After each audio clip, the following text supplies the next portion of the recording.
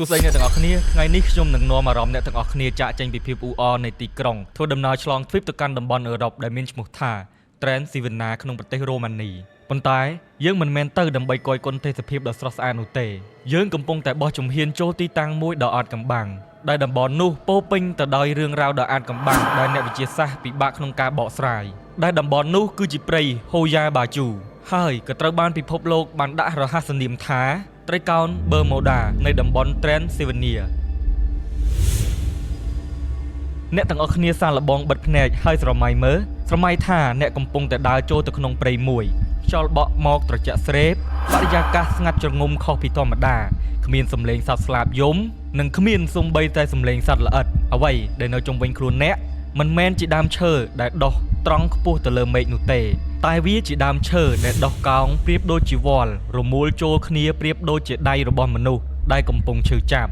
និងកំពុងព្យាយាមឈោងចាប់អ្វីមួយពួកវាបែរមុខទៅទិសតែមួយដែលធ្វើឲ្យអ្នកមានអារម្មណ៍ថាមានភ្នែករាប់រយរាប់ពាន់កំពុងតែសម្លឹងមើលមកពីគ្រប់ទិសទីអ្នកស្រុកនៅទីនោះកម្រនឹងហ៊ានដើរចូលទៅក្នុងព្រៃនោះណាស់ព្រោះអ្នកដែលហ៊ានចូលទៅក្នុងតំបន់នោះតែងតែជួបប្រទះនៅអាការៈចម្លែកដូចជាក្អួតចង្អោរចាប់ផ្ដើមមានកន្ទួលរមាស់រើស្បែកពិបាកដកដង្ហើម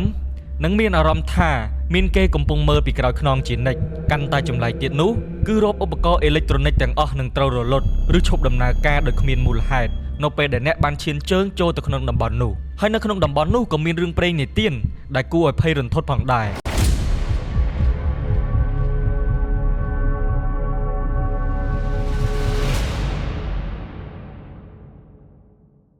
តើហេតុអ្វីបានជាព្រៃមួយនោះល្បីល្បាញខាងរឿងអានកំបាំងបែបនេះដើម្បីឆ្លើយតបទៅនឹងសំណួរនេះយើងត្រូវត្រឡប់ទៅកាន់រឿងព្រេងនិទានមួយដែលបានក្លាយជាប្រភពដើមនៃឈ្មោះរបស់ព្រៃនេះពាក្យថា Hoya Bachu មិនមែនជាឈ្មោះរុក្ខជាតិឬភូមិសាស្ត្រនោះទេប៉ុន្តែវាគឺជាឈ្មោះរបស់បុរសម្នាក់កាលពីច្រើនទសវត្សរ៍មុនមានអ្នកកងវាលម្នាក់ឈ្មោះថា Bachu ព្រឹកមួយ Bachu បានដឹកហ្វូងចៀមរបស់គាត់ចំនួន200ក្បាលចូលទៅក្នុងព្រៃនោះដើម្បីស្វែងរកស្មៅឲ្យពួកវាស៊ីដោយដែលគាត់ធ្លាប់ធ្វើរដងប៉ុន្តែលើកនេះអ្វីមិនដូចមុនទេពេលថ្ងៃរៀបលិចអ្នកភូមិមិនឃើញគាត់ត្រឡប់មកវិញក៏នាំគ្នាចូលទៅតាមរកអ្វីដែលគួរឲ្យរន្ធត់នោះគឺបាជូរួមទាំងហ្វូងចៀមទាំង200ក្បាលរបស់គាត់បានបាត់ខ្លួនឈឹងដោយគ្មានបន្សល់ទុកនៅដានអ្វីទាំងអស់គ្មានសល់សូម្បីតែរោមចៀមមួយសរសៃឬស្នាមជើងពួកគេហាក់បីដូចជាត្រូវបានលេបត្របាក់ដោយព្រៃដងងងឹតឈឹងនេះតែម្ដងចាប់តាំងពីពេលនោះមកព្រៃនេះត្រូវបានគេដាក់ឈ្មោះតាមគាត់ដើម្បីជាការចងចាំនិងជាការប្រមានប៉ុន្តែរឿងរ៉ាវនេះមិនទាន់ចប់នោះទេ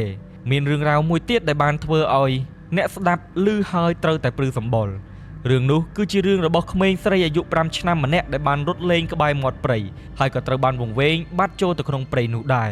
ក្រុមគ្រួសារនិងអ្នកភូមិបានតាមរកនាងអស់ជាច្រើនខែតែរកមិនឃើញសោះរហូតដល់អ្នកគ្រប់គ្នាគិតថានាងបានស្លាប់បាត់បង់ជីវិតទៅហើយ5ឆ្នាំក្រោយមកក្មេងស្រីម្នាក់នោះបានដើរចេញពីព្រៃមកវិញ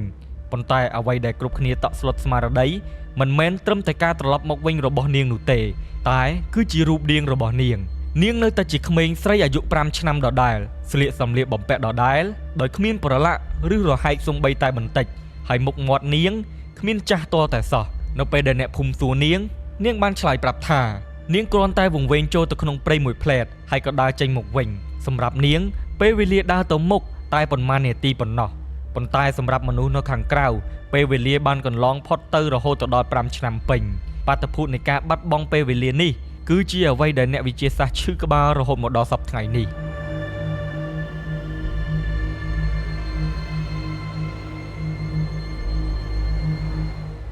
ហើយនៅកណ្ដាលព្រៃ Hoya Bachu ក៏មានរឿងរ៉ាវដ៏អាថ៌កំបាំងមួយទៀតដែលតំបន់នោះមានឈ្មោះថា Poiana Rotunda ដែលជារង្វង់ដីទទេស្អាតនៅកណ្ដាលព្រៃនៅទីនោះគ្មានដើមឈើឬស្មៅណាមួយអាចដុះបានឡើយទោះបីជាមានការយកដីទៅពិសោធន៍ហើយឃើញថាវាមានជីវជាតិធម្មតាក៏ដោយរង្វង់ដីនោះគឺជាច្រកទៅកាន់ពិភពមួយផ្សេងទៀតអ្នកដែលបានឈានចូលទៅក្នុងរង្វង់ដីនោះតែងតែរាយការណ៍ថាពួកគេបានឮសំឡេងខ្សឹបខ្សៀវជាភាសាដែលមិនអាចស្ដាប់បានសំឡេងសើចរបស់ក្មេងៗឬឃើញស្រមោលខ្មៅរត់កាត់មុខយ៉ាងលឿន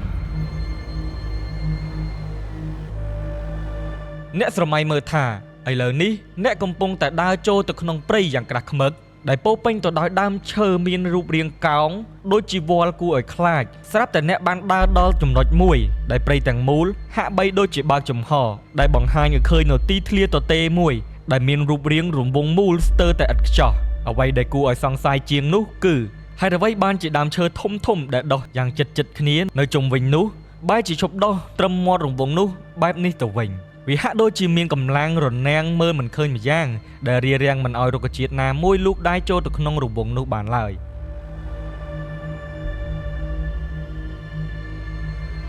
អ្នកវិទ្យាសាស្ត្រនិងអ្នកស្រាវជ្រាវជីវសាស្ត្រមិនជឿលើរឿងខ្មោចបិសាចទេហេតុនេះទើបពួកគេបានចុះទៅយកសំណាក់ដីនៅទីនោះមកពិសោធន៍ក្នុងមន្ទីរពិសោធន៍លទ្ធផលដីនៅទីនោះមានជីវជាតិកម្រិតអាស៊ីតនិងលក្ខខណ្ឌគ្រប់គ្រាន់ដូចទៅនឹងដីតំបន់ផ្សេងទៀតក្នុងព្រៃនៅតំបន់នោះដែរគ្មានសារធាតុពុលគ្មានជាតិវិទ្យាសកម្មកម្រិតខ្ពស់ដែលអាចសម្លាប់រុក្ខជាតិបាននោះទេបើទោះបីជាដីនៅទីនោះល្អក៏ដោយពេលគេសាកល្បងយកគ្រាប់ពូជទៅដាំនៅក្នុងរង្វង់នោះពួកវានឹងរលួយឬបដិសេធមិនពាន់ដុះពន្លកតតែសោះវាប្រៀបដូចជាដីនៅតំបន់នោះត្រូវបណ្ដាសាដែលមិនអនុញ្ញាតឲ្យមានជីវិតណាមួយលូតលាស់នៅទីនោះបានឡើយអ្នកស្រុកនៅទីនោះហៅថាច្រកទ្វារចូលទៅកាន់ពិភពមួយផ្សេងទៀតព្រោះអ្នកដែលអាចហ៊ានដើរចូលទៅចំកណ្ដាលនៃរង្វង់ដីនោះតែងតែជួបរឿងដែលមិនអាចបញ្យល់បានមានសម្លេងខ្សឹបខ្សៀវនិងសម្លេងសើចភាពស្ងាត់ជ្រងំត្រូវបានបំបែកដោយសម្លេងខ្សឹបខ្សៀវដាក់ត្រចៀកជាភាសាដែលមិនអាចស្ដាប់យល់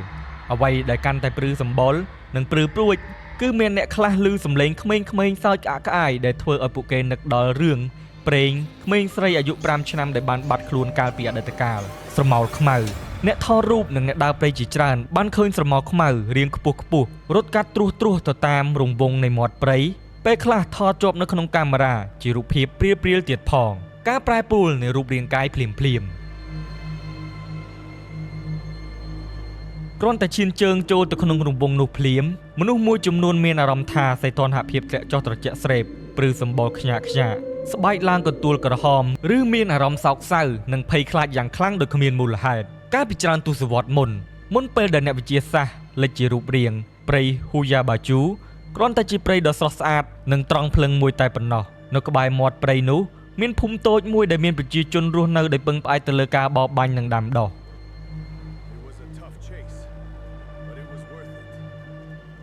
ប៉ុន្តែនៅរដូវរងាមួយដ៏ឃោរឃៅគ្រោះទុរភិក្សនិងជំងឺរាតត្បាតចម្លែកមួយបានវាយលុកចូលទៅក្នុងភូមិមួយនោះដំណាំចាប់ផ្ដើមងាប់សត្វពាហនៈដួលស្លាប់ជាបន្តបន្ទាប់ហើយក្មេងៗក្នុងភូមិក៏ចាប់ផ្ដើមធ្លាក់ខ្លួនឈឺក្តីអស់សង្ឃឹមក៏បានគ្របដណ្ដប់ពេញភូមិដោយគ្មានជម្រើសមេភូមិចំណាស់ម្នាក់ឈ្មោះ Vlad ដែលលួចលាក់រៀនមន្តអាគមខ្មៅពីបុរាណបានសម្រេចចិត្តធ្វើពិធីបួងសួងសុំជំនួយពីម្ចាស់នៃព្រៃងងឹតដែលជាវិញ្ញាណអាក្រក់រស់នៅកប់ជ្រៅក្រោមដីនៅពាក់កណ្ដាលអាធ្រាត្រនៃយប់ព្រះច័ន្ទពេញវង្សដែលត្រូវសូរគ្រាសលេបត្របាក់ Vlad និងអ្នកភូមិដែលស្ម័គ្រចិត្តចំនួន12អ្នកផ្សេងទៀតបានដើរចូលទៅកាន់តំបន់ចំណុចកណ្ដាលនៃព្រៃពួកគេបានកាប់ឆ្ការមែកឈើរួចគូសរង្វង់មូលដ៏ធំមួយនៅលើដីពួកគេទាំង13នាក់បានឈរកាន់ដៃគ្នាជុំវិញរង្វង់នោះរួចចាប់ផ្ដើមសូត្រទន្ទិញភាសាអាគមដ៏ចម្លែកដែលស្ដាប់ទៅដូចជាសំឡេងសត្វកំពុងតែធ្ងោយំអោម្ចាស់នៃភាពងងឹតអើយយើងខ្ញុំសូមបូជាឈាមដើម្បីបដូរយកជីវិតអ្នកភូមិរបស់យើង Vlad ស្រែកអង្វរកស្រាប់តែខ្យល់ដែលធ្លាប់តែស្ងប់ស្ងាត់ក៏ចាប់ផ្ដើមបោកបក់យ៉ាងកន្ត្រាក់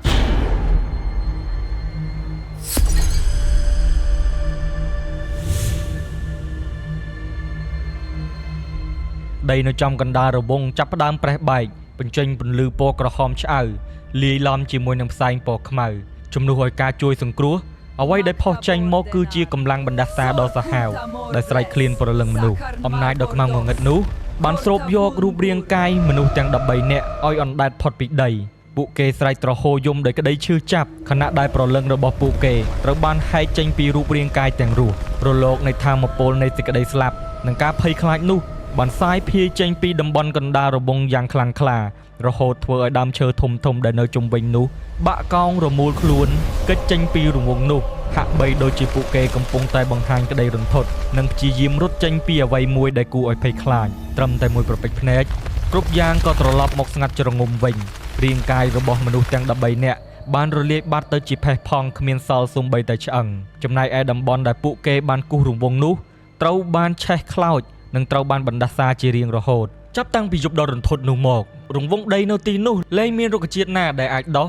ឬលូតលាស់បានទៀតឡើយទោះបីជាគ្រាប់ពូជធ្លាក់ចូលក៏ដោយក៏ត្រូវបានคล้ายទៅជាធូលីដែរព្រោះដីនៅទីនោះបានคล้ายទៅជាច្រកទ្វាររវាងពិភពមនុស្សនិងពិភពវិញ្ញាណដើមឈើដែលបានដុះកោងប្រៀបដូចជីវលនៅតែរក្សារូបរាងរមូលរបស់វាជាអមតៈដើម្បីជាសាក្សីនៃសោកនាដកម្មនោះសំឡេងខ្សឹបខ្សៀវនិងសំឡេងសើចយំដែលតែងតែឮសំឡេងចេញពីរង្វង់ដីនោះត្រូវបានអ្នកស្រុកជឿថាគឺជាព្រលឹងរបស់អ្នកស្លាប់ទាំង13នាក់ដែលត្រូវបានឃុំឃាំងនៅទីនោះជារៀងរហូត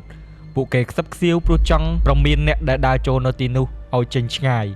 ឬមួយវិញទៀតកំពុងតែតាក់ទាញមនុស្សរស់ឲ្យចូលទៅដើម្បីយកព្រលឹងមកជំនួសកន្លែងរបស់ពួកគេរហូតមកដល់សប្តាហ៍នេះចាស់ទុំក្នុងភូមិតែងផ្ដាំកូនចៅថាបើឯងវង្វេងចូលព្រៃហ៊ូយ៉ាបាជូ